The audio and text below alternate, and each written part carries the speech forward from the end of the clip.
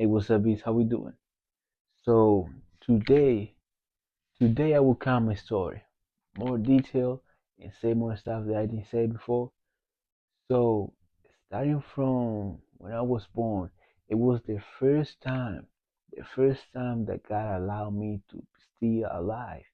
Because when I was born, I was more almost dead. Like I had to be with oxygen for a week to be able to go back to normal. So, growing up, I was a happy kid. Everything like toys, your parents together, internet cartoons. I was happy. But when I was 3 years old, my dad cheated on my mom. So we have to move from where we used to live, and and on that new house, there wasn't even light. There was almost light. It was like 2 hours to 1 hour in a day, or like much, like 4 or 3, but they wasn't even like almost. Besides that, I didn't have cartoons anymore. I didn't have internet. I had none of that. Not either TV, because the TV didn't have use. And I was grateful. I didn't complain about it. So I was grateful. I just asked my mom why we don't have none of this, because it was read to me. So what she said was, ask your dad. That is responsible. But I was always grateful with everything. I always find a way to tell myself, and I was grateful with everything. So everything that was happening, it was new for me, and it was great. It was a great experience for me. So I got to school in second grade, and everything new, great. I was grateful, happy. Even though I had less, and I didn't complain, I was happy, and it was great for me. So that's cool. I was walking around, in the break time, and they passed by two kids running, right? And one of those grandma had to run faster and hit me to the wall. So what happened was that I got unconscious, and I lost my mind, lost my thought, and I couldn't remember nothing. Like I didn't know who was my mom.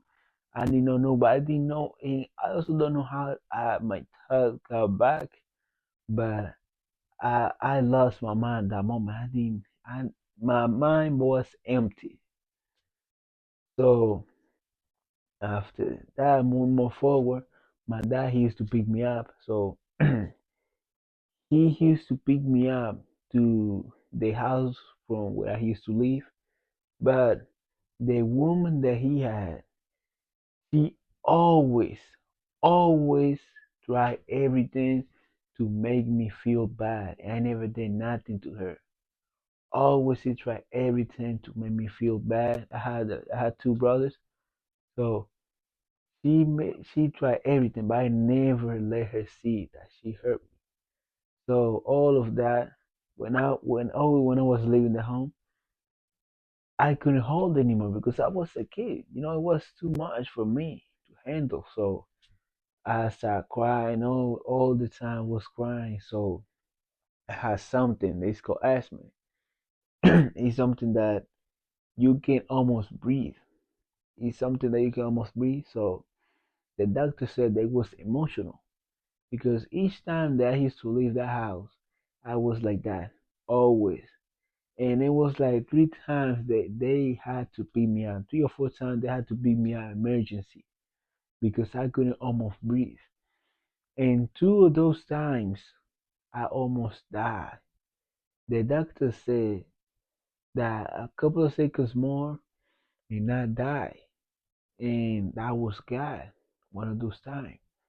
And the second one, I couldn't even breathe. Like I couldn't breathe the air. It was red, and they had to take me with oxygen. And you can see how it was.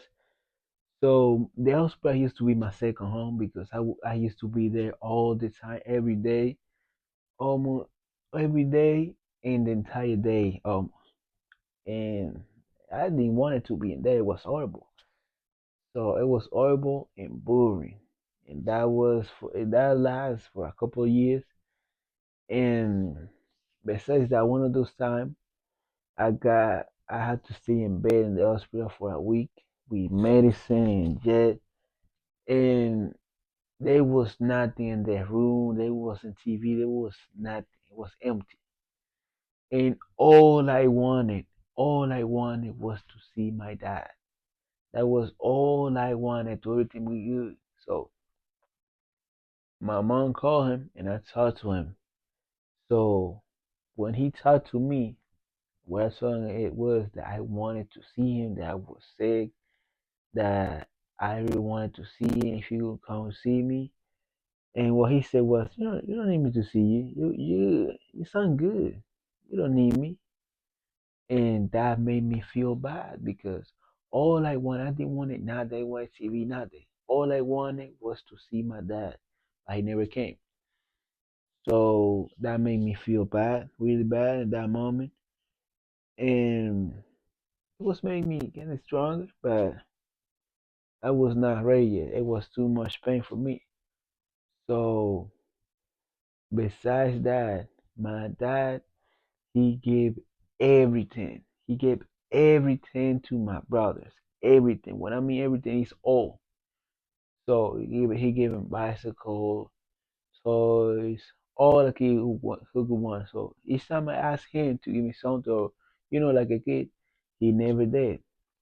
He never did or passed time with me. Like something that he never did with me was to go on bicycle with me. He said, I don't like to go on bicycle and stuff like that. But then one day I discovered something that he never did with me, that he used to go on bicycle with my brothers. He used to go on bicycle to my brothers, and I discovered that. And when I saw that bicycle, he lied to me and said that bicycle was mine. But I'm not dumb. It was a bicycle like 3 foot tall. It was bigger than me. And how can that be possible that it would be like my bicycle? But I knew. So that's another thing that used to affect me. So my dad, he never gave me nothing, none of that. And I got to a point that I wanted to kill myself because it was so much pain. It was so much for me, like little kid, all those that. My dad don't give nothing. He didn't pass time with me like that. That he did with my brother. Besides that, his woman, she always tried to make me feel bad and make fun of me, and I never ever did something to her. So besides that, um, I wanted to kill myself when I was a kid. I was like maybe kind of 11 or no, less, kind of 10 or 10 or 11, something over there. So I even write a note to my mom saying goodbye and all blah blah blah. And I remember that day that I grabbed a knife, so I had it on my neck. I was doing pressure, and then I started to think, if I kill myself, who would care about it? Who would care if I kill myself? I would not get the attention of my dad if I do it. And what I came to my mind was that I was going to make my mom feel worse than she was. So I did not make that and hide the note. And one day my mom was cleaning the entire house, something that she never did for years. And suddenly the entire house she was cleaning and find that note. And and then she took me to a doctor. Those doctors, I don't remember the name, that they help you with your mind problems, stuff like that. So she counted my story. She lied a little bit or exaggerate. And that day, that day I got to a rock bottom, deep down. Like I cried for hours. And it was one of the last time I ever cried. and I was maybe 11, maybe 11 or 12, maybe 11. I was 11 years old, and that was the last time I ever cried because all the time I used to be like sad and at night and nights I used to be in my bed looking at the ceiling crying, and at the next day, even though I was bad inside, but I show something different. Like each person that see me, what they saw in me was a happy kid, normal kid, But inside, it was the opposite, and I wanted to kill myself. I was thinking of how I was about to do it, if I was about to jump on a train or jump from the house. I was thinking of that, and I almost do it. So moving more forward, um, what can I say? Um, I used to have a lot of friends, but they was not a lot of friends because it was a lot. So a lot of them betrayed me, and I started to learn that not everybody can be your friend. Not everybody. So I started making my cycle of friends smaller, and I started to be alone like 12 years old, maybe like 12 years old or 11. I meet the loneliness because I didn't used to go out, like to play with kids and stuff like that. I didn't used to do that too much. I stopped doing that when I was like 11 or 12. I used to be at home all the time, all day. So when I was going to school, when I leave school, home, I was all the time at home, and that was how it used to be. So I find it good. I started meeting myself and that loneliness and meeting and knowing more about me and moving more forward. Um, I knew because the house was rent. It was never us.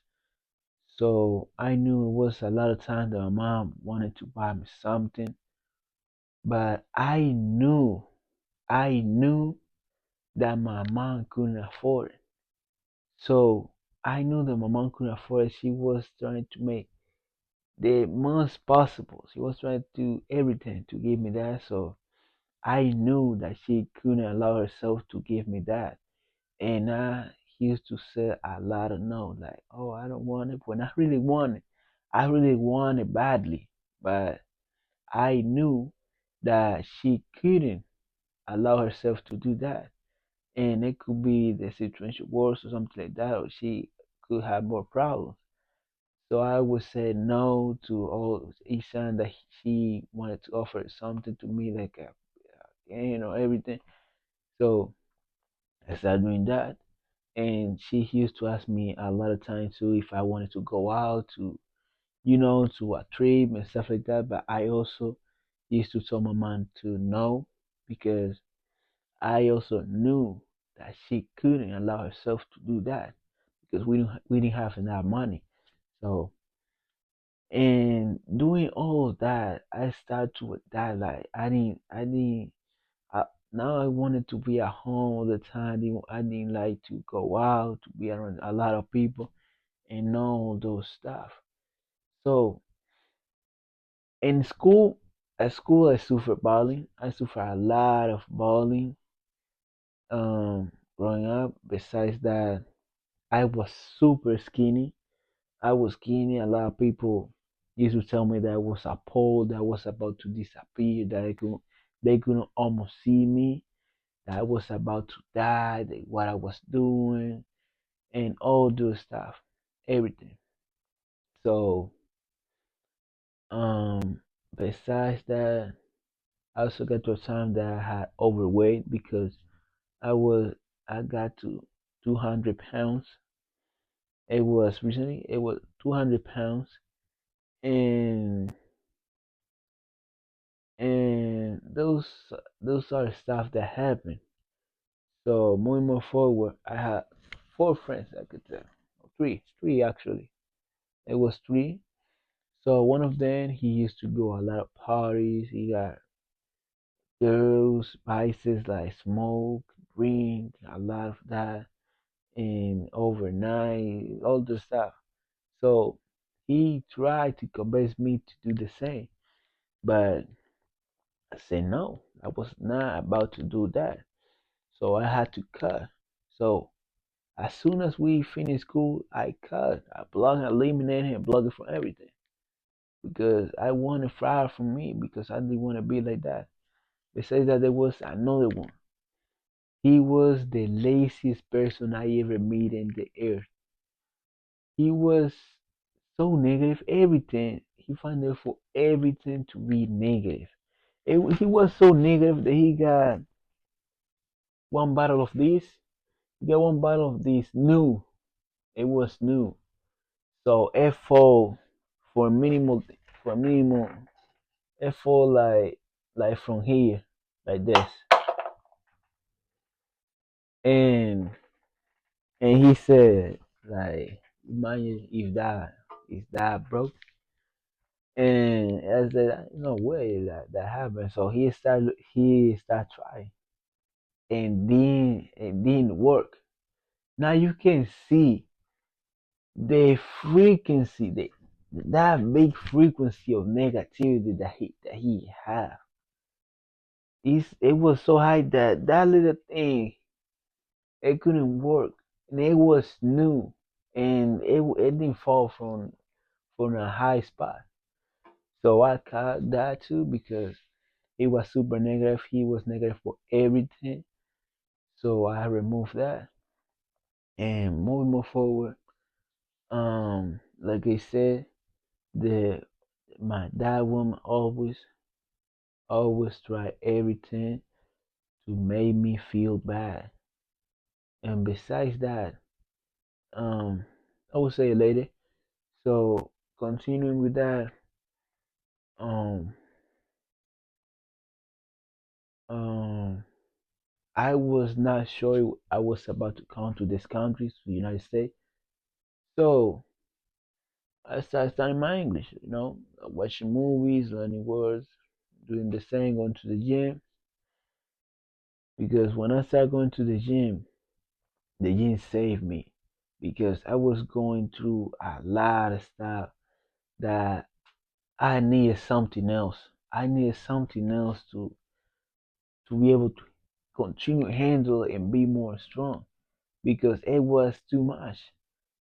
So I made the gym, and it helped me because I had to I had to comprehend some of my emotions. Like it became kind of feelingless because if I don't do that, I may be dead right now. Because I had to do that, be able to handle a lot of stuff, a lot of problems in my house. Because what used to happen in my home is that everything was my fault. Like, oh, this happened, it's my fault. Or this used to happen, my fault. And I can even say none. And it was, you do this, so there's a problem. If you don't do this, it's a problem. You have to do this, or if you don't do it, it's a problem. And it was it was ugly. So the gym was like helping me to be able to handle it more.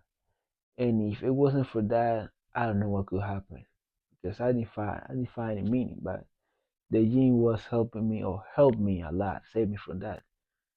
So I was waiting for my papers, to be able to leave the country for years. For years, talking about years like 6 years, 7 years, and and it took that long because my dad woman, she was delaying the my papers. So she was trying to destroy or make something to that never happened. But actually, God allowed that to happen because all those years back, I wanted badly to leave the country. I really wanted to leave, and I used to pray a lot to God that I wanted to leave to please the hurry up, and if he listened to me to, I said that if he was listening to me to please hurry up, I wanted to leave. So now I realize that I was not ready. So in all those years, he was making me strong. He was making me strong enough to this moment. Why? Because so more forward, they say the paper came like when I was 20. So I came out from the country, right? My dad come to pick me up. We came out from the country, and going out from the country, everything is good. He didn't want to find me a room. That's one thing. He knew all the damage that woman did to me. He knew everything. I told him. But before we continue with that, I remember something that before leaving the country, I needed a phone. I needed a phone, and I didn't sell nothing to him. But I said, let's buy you a phone. So I went to this. We went to the store, and I see a phone that is not expensive for him, and it got good specification, and it could work for me. So I said, I wanted that phone. It wasn't even a iPhone. It was an Android. So it was like a Xiaomi or something, and it wasn't expensive. So I said I wanted that phone. So he said, no, you don't need that phone. And he didn't want to spend money buying me a phone. And I don't know why he asked me. What he wanted was to buy me a phone that was worse than the one that I had. And I said no, that I didn't want it then. That we could leave because he didn't want to buy me the phone that I said that it could work, and he didn't want to spend money. So he bought me one phone, and I said, thank you. I was grateful. The phone it wasn't that good, but I was grateful. So when we was in the car, a flashback came to me. That flashback that my dad he gave everything, like everything. He gave it to my brothers, everything, like all the stuff that I used to ask him if he could give me something, only one thing, all the stuff. He never gave it to me, but he gave it to my brothers. Everything. What me, everything is all. And he gave me all the best phone, everything.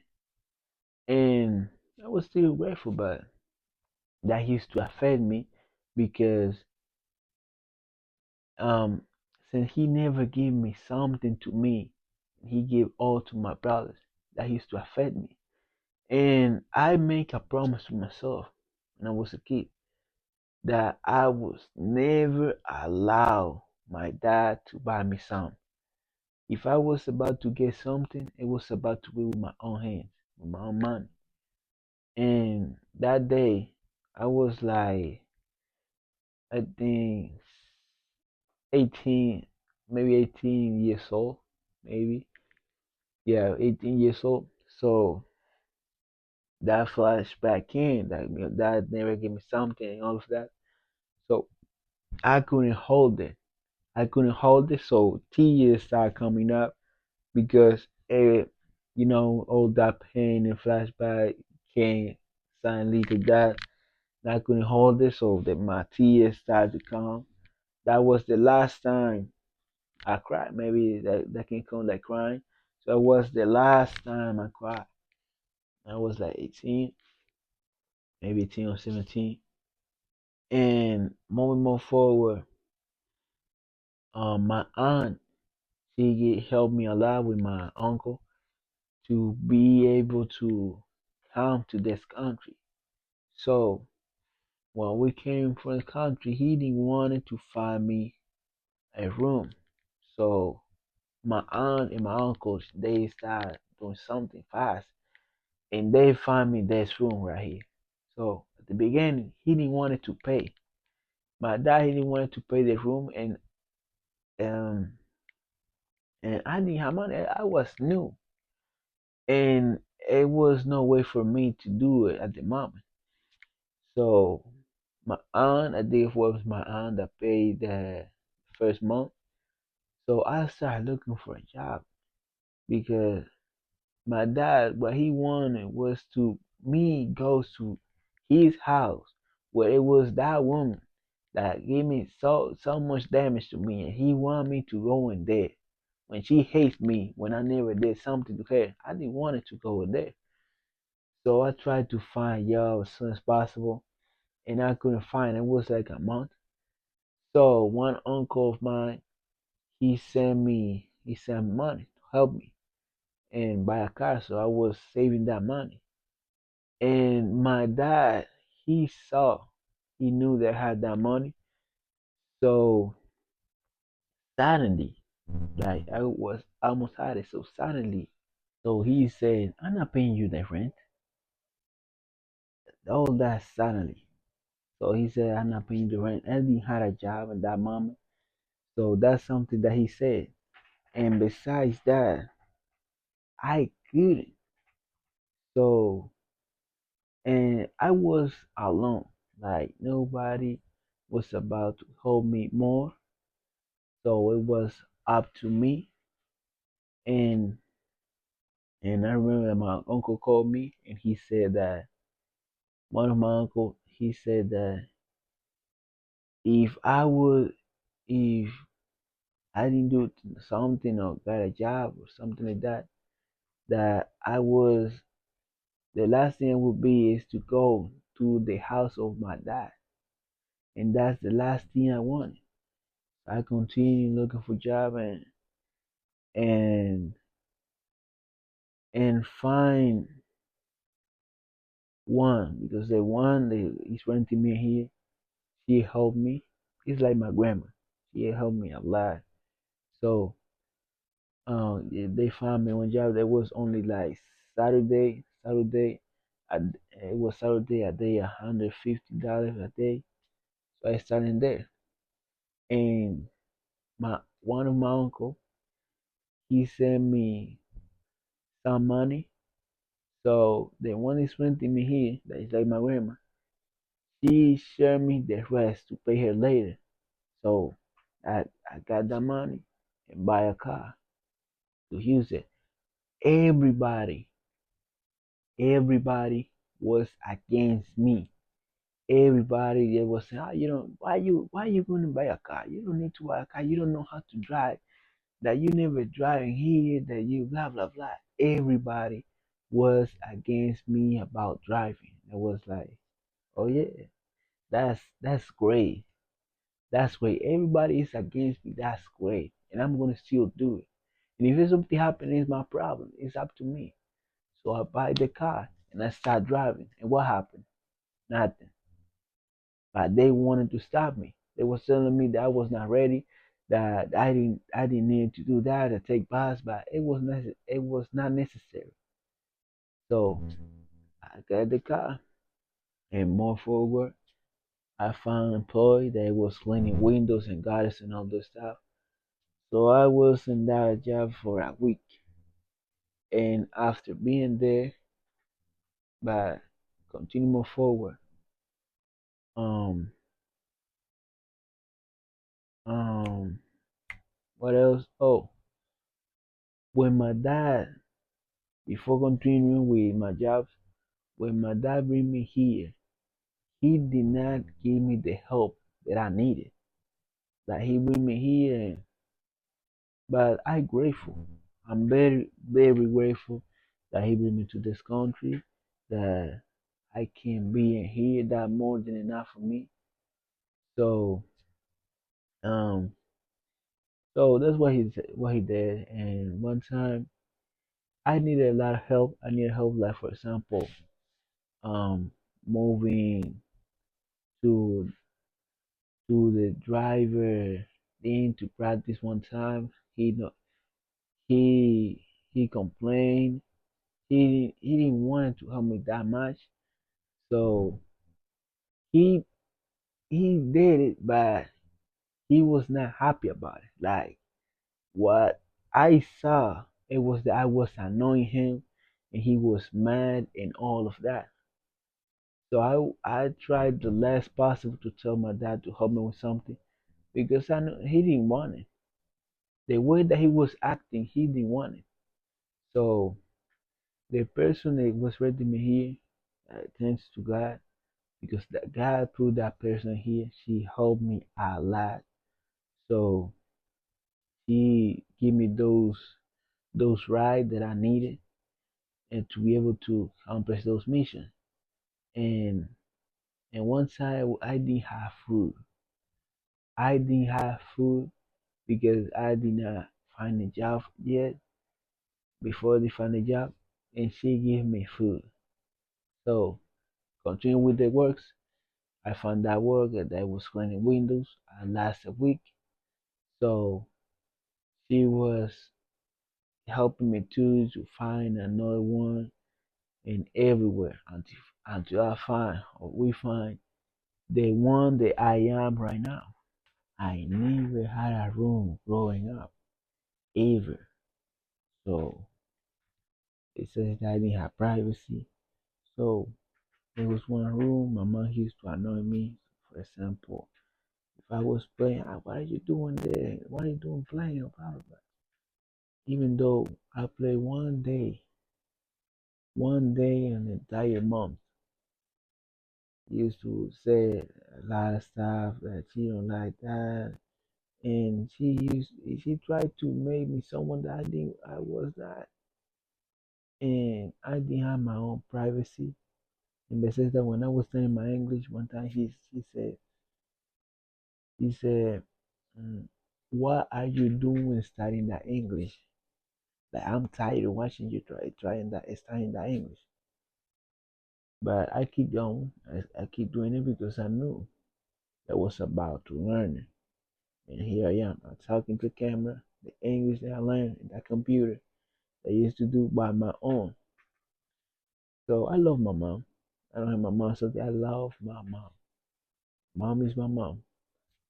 So now, now I have my own space on these 20 years. 20 years. This is the first time in my 20 years of my life they have my own room. First time they have my own room because I never had one room. So I'm super grateful with that too because I never had one room.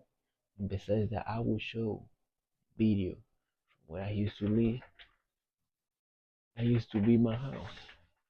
I used to be my house or where I used to live in that room, guys, and it wasn't that big, and it was rent. Like it's not owned it, so it was rent. We didn't own nothing because we were poor. We didn't have money, so it was rent. You see it, and it was like that. So moving forward, so when I came in here, this right here, this right here was empty. It was nothing in here, nothing. The only thing that wasn't here, it was that. It was that. Yeah, I don't remember the name. It was that and the bed and a little bit of food. It was a little bit of food, but that was all that wasn't here. It was nothing else. So everything else I got it by myself working and stuff like that. So that's some of the stuff that happened on my history. And now I'm trying to get better. I'm proving myself. I'm taking my body to another level. I was studying and getting better. And it's not a joke. I also take notes and stuff like that and all of that because I wanted to improve. I am grateful with all that I got here and everything, but I'm not comfortable with the idea to not progress. So that was my story. If something else comes to my mind, we'll say it later but shorter. So that was it. That's what I wanted to tell. And now we can continue with the current time. So see you next time.